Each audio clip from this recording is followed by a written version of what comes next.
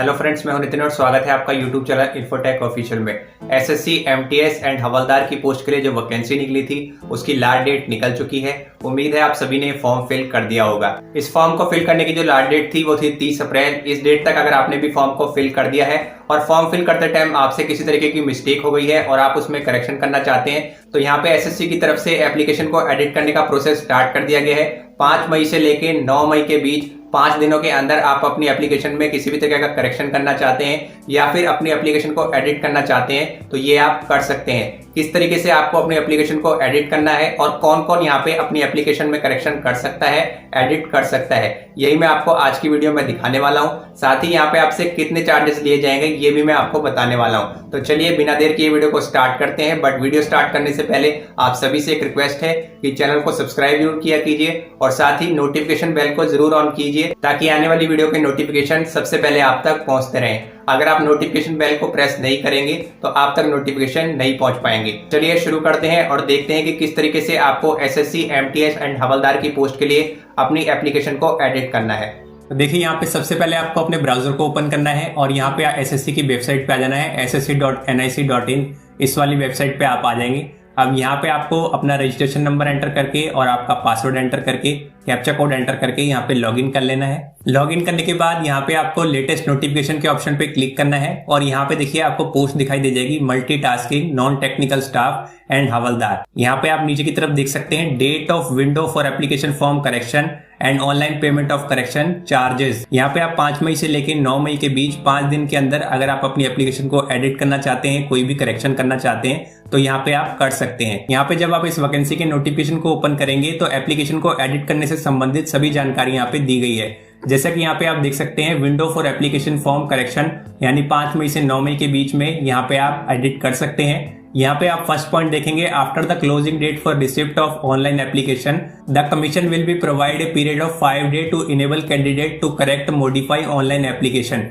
यानी आप यहाँ पे 5 दिन के अंदर अपनी एप्लीकेशन को मॉडिफाई कर सकते हैं या फिर एडिट करना चाहें तो एडिट कर सकते हैं। यहाँ पे आप लिखा देख सकते हैं, a candidate will be allowed to correct and resubmit his modify corrected application 2 times. यानी आप 2 बार तक यहाँ पे अपनी एप्लीकेशन को एडिट कर सकते हैं। इन 5 दिन के अंदर मान लीजिए आप अपनी एप्लीकेशन को एडिट करते हैं फर्स्ट टाइम और उसके बाद भी आपके एप्लीकेशन में कोई कमी रह जाती है, आप दोबारा से एडिट करना चाहते हैं तो आप दूसरी बार भी एडिट कर सकते हैं। लेकिन अगर आप 3rd बार एडिट करेंगे तो वो आप यहाँ पे नहीं कर पाएंगे। यहाँ पे आपको 2 ही चांस दिए जाते हैं, 2 मौके दिए जाएंगे अपनी एप्लीकेशन में किसी भी तरीके का करेक्शन करने के लिए। अब यहाँ पे जो 3rd पॉइंट है वो है कि यहाँ पे कौन कौन एप्लीकेशन को एडिट कर सकता है। लगभग सभी व्यक्ति यहाँ पे अपनी एप्लीकेशन को एडिट कर सकते हैं। यहाँ पे आप लिखा भी देख सकते हैं। लेकिन यहाँ पे एक चीज का ध्यान जरूर रखिएगा कि जब भी आपने फॉर्म को फिल किया था और जिन जिन लोगों ने फॉर्म को फाइनली सबमिट किया था यानी पेमेंट वगैरह सब कंप्लीट कर ली थी, वही लोग यहाँ पे एप्लीकेशन को एडिट कर पाएंगे। मान लीजिए आपने फॉर्म को फिल किया और उसके बाद आपको कोई पेमेंट करनी थी तो आपने पेमेंट नहीं की, यानी कि आपने अपनी एप्लीकेशन को वहां पे फाइनल सबमिट नहीं किया, तो यहाँ पे आप अपनी एप्लीकेशन को एडिट नहीं कर पाएंगे। जिन जिन लोगों ने अप्लाई करते टाइम अपनी एप्लीकेशन को पूरा कंप्लीट किया और पेमेंट भी कंप्लीट की, वही लोग यहाँ पे अपनी एप्लीकेशन को एडिट कर पाएंगे या फिर उसमें करेक्शन कर पाएंगे।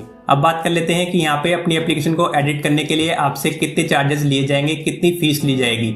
यहाँ पे आपको 2 मौके दिए जाते हैं। अगर आप फर्स्ट टाइम एडिट करते हैं तो यहाँ पे आपको 200 रुपए देने होंगे जिसके लिए आपको ऑनलाइन पेमेंट करनी होगी। और अगर आप यहाँ पे अपनी एप्लीकेशन में सेकंड टाइम करेक्शन करते हैं तो यहाँ पे आपको 500 रुपीज की ऑनलाइन पेमेंट करनी होगी। तो जब भी आप अपने एप्लीकेशन को एडिट करें एक बार में ही उसमें जो भी मिस्टेक है उसमें सुधार कर लें और यहाँ पे आपको 200 रुपीज की पेमेंट करनी होगी फर्स्ट टाइम। अगर सेकंड टाइम आप एडिट करते हैं तो यहाँ पे आप 500 रुपीज की पेमेंट करेंगे।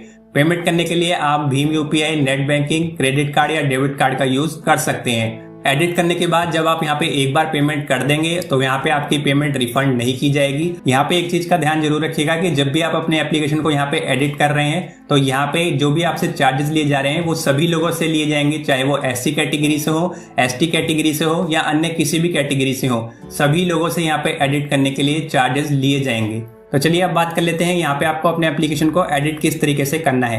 आपको पता होगा कि जब भी आप एसएससी के लिए अप्लाई करते हैं तो पहले आपको वहाँ पे रजिस्ट्रेशन करना होता है, उसके बाद आप अपने एप्लीकेशन फॉर्म को फिल करते हैं। तो अगर आप अपने रजिस्ट्रेशन में भी कोई डिटेल यहाँ पे चेंज करना चाहते हैं तो उसके लिए यहाँ पे आपको मॉडिफाई रजिस्ट्रेशन ये ऑप्शन दिखाई देगा, इस पे आप क्लिक करेंगे। जैसे कि जब आप रजिस्ट्रेशन करते हैं तो यहाँ पे आपसे ये बेसिक डिटेल मांगी जाती है। इस बेसिक डिटेल में अगर आपको चेंजेस करना चाहते हैं तो यहाँ पे आपको एडिट का ऑप्शन दिखाई देगा, इस पे आप क्लिक करेंगे।